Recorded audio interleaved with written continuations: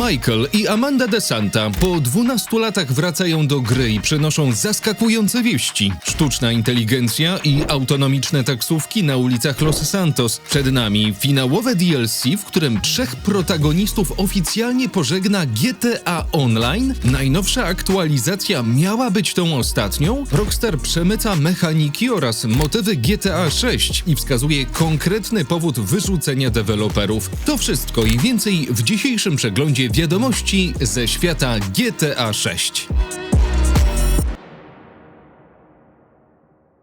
Zacznijmy od początku. 10 grudnia gracze GTA Online otrzymali zapowiadaną wcześniej aktualizację w postaci dodatku DLC o tytule A Safe House in the Hills. Jak wskazuje tytuł i opublikowany wcześniej trailer, dodatek skupiał się głównie na motywie nowych posiadłości, czyli coś, na co społeczność czekała od dawna. Największą ekscytację wśród fanów wywołała jednak obecność Michaela i Amandy DeSanta, którzy pojawili się w trailerze. Co ciekawe, postać Michaela powróciła do serii po niemal 12 latach nieobecności, finalnie dołączając do Trevora i Franklina, którzy pojawili się w online już jakiś czas temu.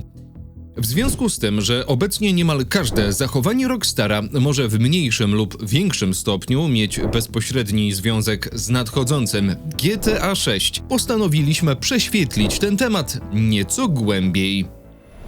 W nowym DLC, oprócz nieruchomości do zakupu, klasycznie otrzymaliśmy też kilka misji fabularnych. Ich zleceniodawcą okazał się być powracający i dobrze znany Avi Schwartzman. Naszym celem w misjach od Aviego jest sabotowanie działań FIB, które pod przykrywką firmy No Way rozwija swoją sieć masowej inwigilacji. Odbywa się to za sprawą systemu autonomicznych taksówek, które samotnie przemierzają miasto wraz z pełnym okamerowaniem. Taksówki, rzecz jasna, są projektem wspomnianej firmy No Way, która swoją drogą wydaje się być rockstarową parodią prawdziwej firmy Waymo, działającej w Stanach Zjednoczonych.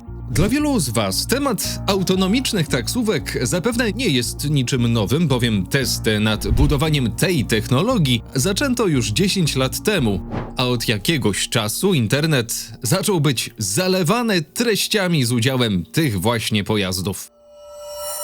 Oh my god. In this video taken in downtown LA, What the is that Waymo doing?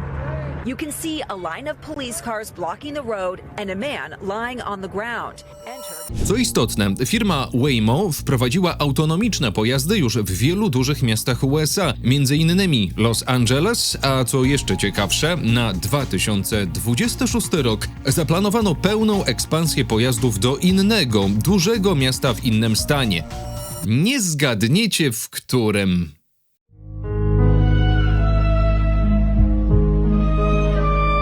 Oczywiście, niszczyciele dobrej zabawy stwierdzą za moment, że to żaden argument, że autonomiczne taksówki pojawią się w GTA 6 i po części będą mieć rację, jednak znając enigmatyczność Rockstara i ich sposób nieprzypadkowego przemycania informacji, wcale nie byłbym taki zdziwiony.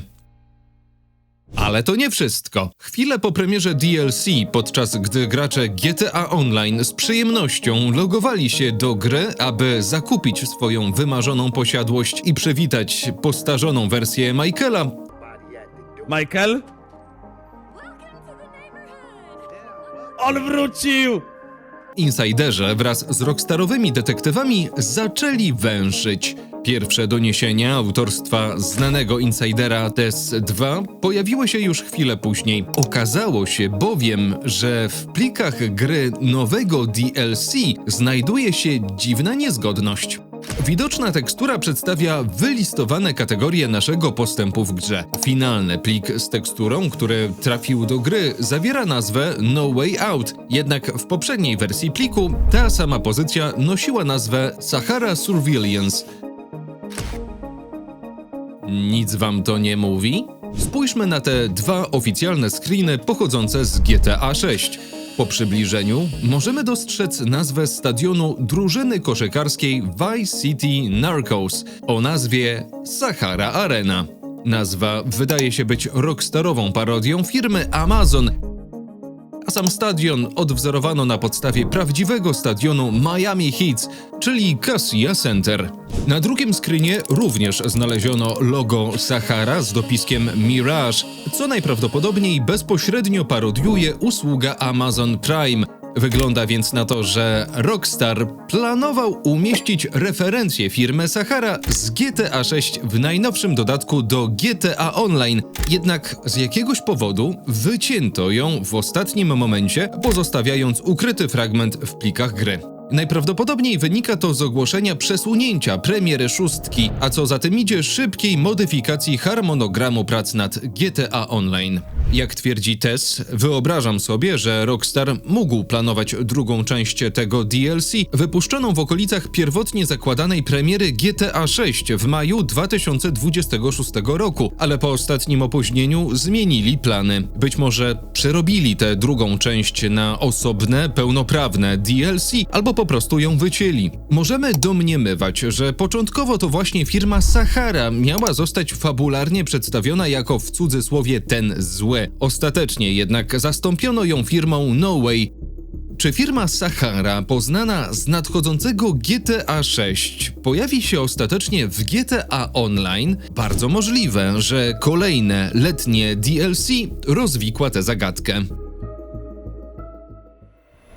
Skoro mowa o letnim DLC, wielu graczy zakładało, że Safe House in the Hills to ostatnie duże DLC wydane do GTA Online przed premierą szóstki. Jak wspomniałem przed chwilą, wiele wskazuje na to, że ostateczne, pożegnalne DLC pojawi się dopiero latem przyszłego roku. Pokrywałoby się to z założeniami Rockstara, czyli prowadzeniem krótkiej, lecz intensywnej kampanii marketingowej. Nowego, dużego DLC do GTA Online możemy spodziewać się więc w okolicach od czerwca do sierpnia przyszłego roku, co przypadałoby na mniej niż pół roku przed oficjalną premierą szóstki. Spekuluje się o finalnym, pożegnalnym motywie z udziałem wszystkich trzech protagonistów, czyli Michaela, Franklina i Trevora. O ile Ned Luke, jak i Shaw Fontino zdecydowanie zaliczają się do grona fanów tej serii, o tyle Stephen Ogg, czyli odtwórca Trevora, od dłuższego czasu przejawia zachowania świadczące o tym, że nie jest on już zainteresowany kontynuowaniem postaci Trevora.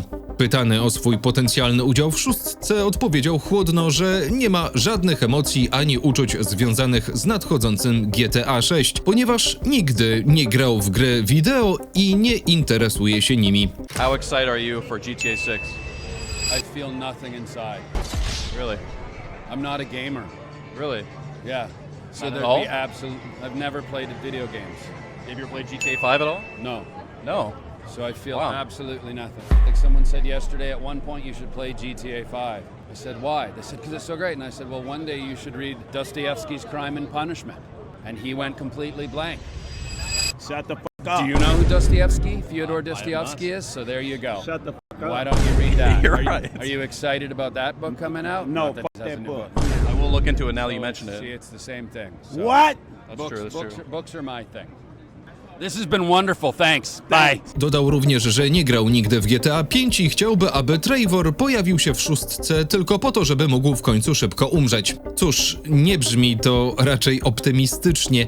Steven wydaje się być zmęczony faktem, iż cały świat w dużej mierze kojarzy go tylko z postacią Trevora. Trudno się zresztą dziwić, w końcu to postać dała mu największą rozpoznawalność. Moim zdaniem, właśnie chociaż bez tego względu, Steven może ostatecznie pojawić się w pożegnalnym DLC. Właśnie po to, aby oddać szacunek serii, która w jakimś sensie go stworzyła. Ponowne zjednoczenie trójki protagonistów po 12 latach z całą pewnością wywołałoby poruszenie wśród graczy. Być może zalążek budowania tej nostalgii zaobserwowaliśmy już w najnowszym DLC, a podczas fragmentu misji z Michaelem, gdy w tle pojawił się ten znany, charakterystyczny utwór. Nice. Good job. I could be playing tennis right now, asshole.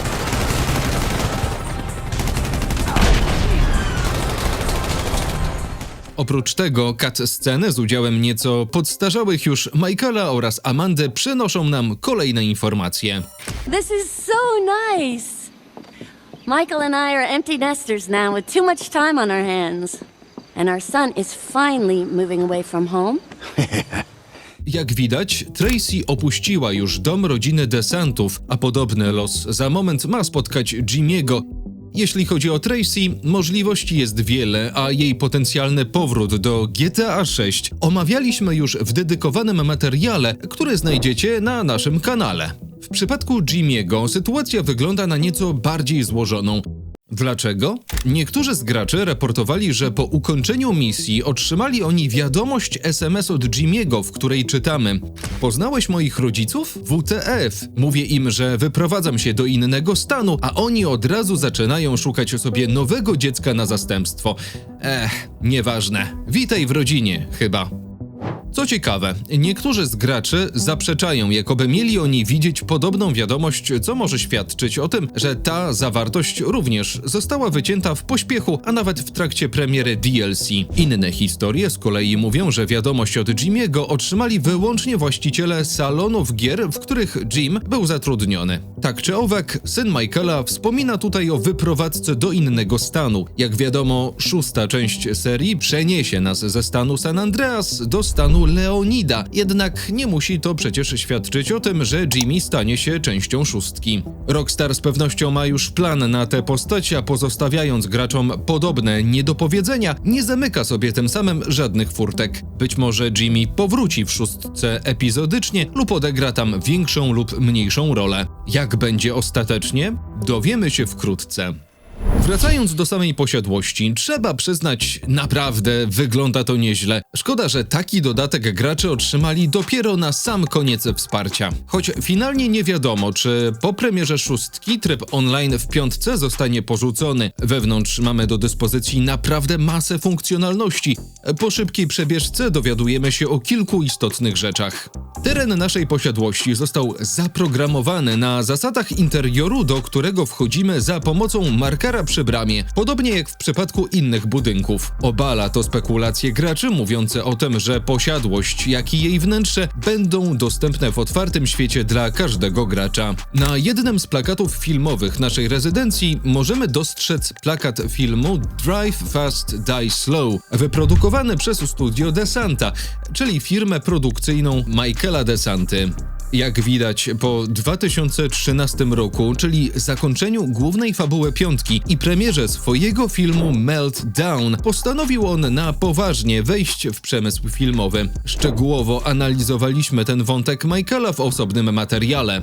Co ciekawe, dialogi wskazują tu na większą ilość filmów, choć finalnie z nazwy zidentyfikowano tylko jeden widoczny na plakacie. Filmy te cieszą się dużą popularnością i są dobrze przyjmowane, o czym świadczy fakt, że pan Faber wyraził podziw dla pracy Michaela po spotkaniu z nim. Oprócz tego Michael podczas cutsceny wręcza naszemu bohaterowi wizytówkę, na której znajdziemy logo studia Desanta oraz numer telefonu, który, co ciekawe, jest oryginalnym numerem Michaela z GTA 5.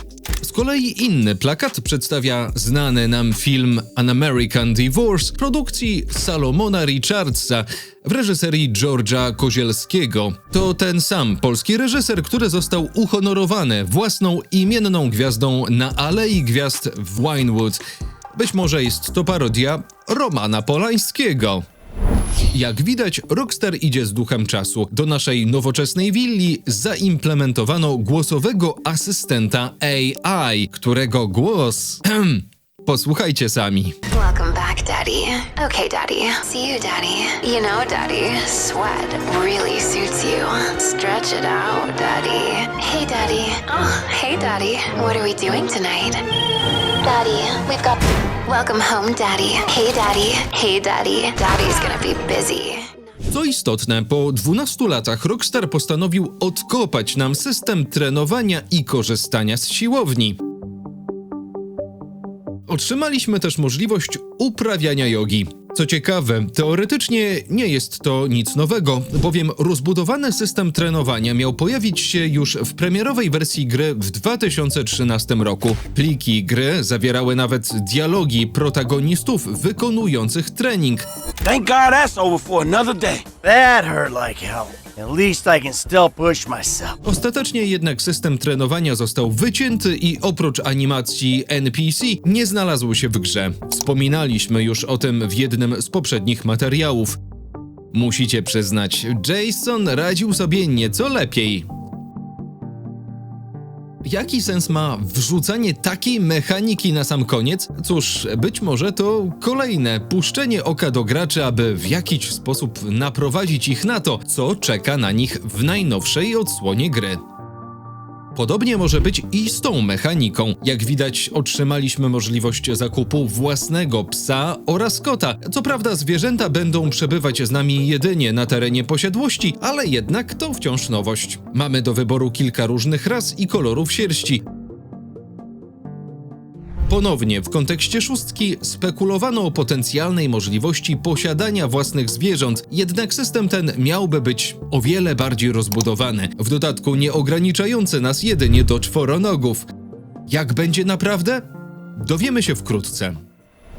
Przejdźmy teraz do sklepu z pojazdami, bo wygląda na to, że i w tym segmencie przemycono motyw szóstki. Wiem, E39 macha do nas od samego wejścia, ale nie to chciałem wam pokazać. W następnych tygodniach gracze GTA Online otrzymają 2 nowe radiowozy, które dzięki dostępowi do plików widzimy już teraz. Kojarzycie te pojazdy? Oba radiowozy widzieliśmy już w pierwszym zwiastunie GTA 6. Buffalo STX możemy zobaczyć na tym konkretnym ujęciu na środku skrzyżowania. Drugi z nich, Buffalo Cruiser, możemy uchwycić dosłownie przez moment na tym ujęciu. Wygląda na to, że Rockstar po raz kolejny przeniósł gotowe modele z szóstki wprost do GTA Online. Poprzednio robił to już z Interceptorem, czy chociażby Waltonem L35. Oba te pojazdy pochodzą bezpośrednio z GTA 6 i zostały dodane w ramach kolejnych aktualizacji do GTA Online. Mamy też drobną aktualizację w temacie zwolnień w Rockstarze. W brytyjskim parlamencie ponownie poruszono ten temat. Sam premier Wielkiej Brytanii Keir Starmer przyznał, że sprawa jest głęboko niepokojąca i obiecał przeprowadzenie dochodzenia. Mimo to Rockstar nadal stoi przy swoim, twierdząc, że zwolnienie ponad 30 pracowników było wyłącznie konsekwencją złamania wewnętrznych zasad i zobowiązań prawnych.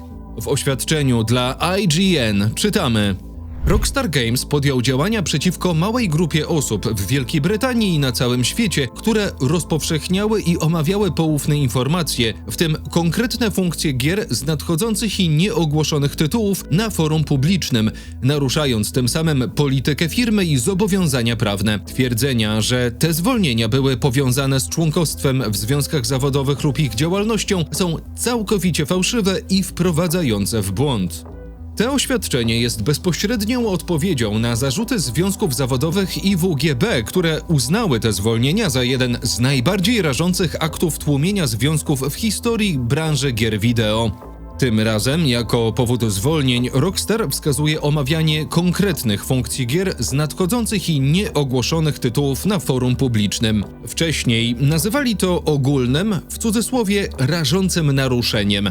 Mimo to wiadomości z wewnętrznych kanałów Discorda, na których miało dojść do rzekomych naruszeń, zostały przedstawione dziennikarzom, którzy nie znaleźli w nich żadnych nieprawidłowości. Mimo to konflikt między Rockstarem i deweloperami eskaluje, a zaangażowanie brytyjskiego rządu może w pewien sposób zmusić studio do wskazania konkretnych powodów swoich decyzji. Być może dopiero dowiemy się, gdzie faktycznie leży prawda. Podsumowując, oprócz omówionego dziś DLC, Rockstar wydaje się całkowicie ignorować pretensje fanów. W dalszym ciągu nie otrzymaliśmy żadnej nowej zawartości z gry. GTA 6 drugi rok z rzędu zwyciężyło na tegorocznym The Game Awards w kategorii najbardziej wyczekiwana gra 2026 roku, co nie było zresztą żadnym zaskoczeniem. Most anticipated game, 007 First Light, Grand Theft Auto 6, Marvel's Wolverine, Resident Evil Requiem, and The Witcher 4. The Game Award goes to Grand Theft Auto 6. Stick around for more of the Game Awards. Na samym wydarzeniu pojawił się nawet Dan Houser, czyli współzałożyciel Rockstar Games, który opuścił studio w 2020 roku. Jak się spodziewaliśmy, oprócz wygranej tytułu nie zobaczyliśmy absolutnie niczego więcej, a w ciągu 3 godzin wydarzenia temat GTA 6 był obecny na antenie przez, uwaga, 13 sekund. Cóż, chyba faktycznie pozostaje nam zaczekać do wiosny, a przynajmniej do przyszłego roku. Na koniec, zapraszamy do dołączenia do naszej grupy facebookowej, gdzie szczegółowo omawiamy każdą pojawiającą się teorię. Zostaw subskrypcję, żeby nie przegapić kolejnych newsów ze świata GTA 6 i napisz w komentarzu, co myślisz na temat ostatniego DLC. Czy omawiane mechaniki to zalążek i zapowiedź tego, co czeka nas w 6? Czy Jimmy pojawi się w Vice City? Czy może trafi tam razem z Tracy? Czy finalny, pożegnalny dodatek do GTA Online zaprezentuje nam trójkę protagonistów, którzy ostatecznie, raz na zawsze zamkną tę historię? Serdecznie zapraszam do dyskusji. Tymczasem na dziś to już wszystko. Do zobaczenia.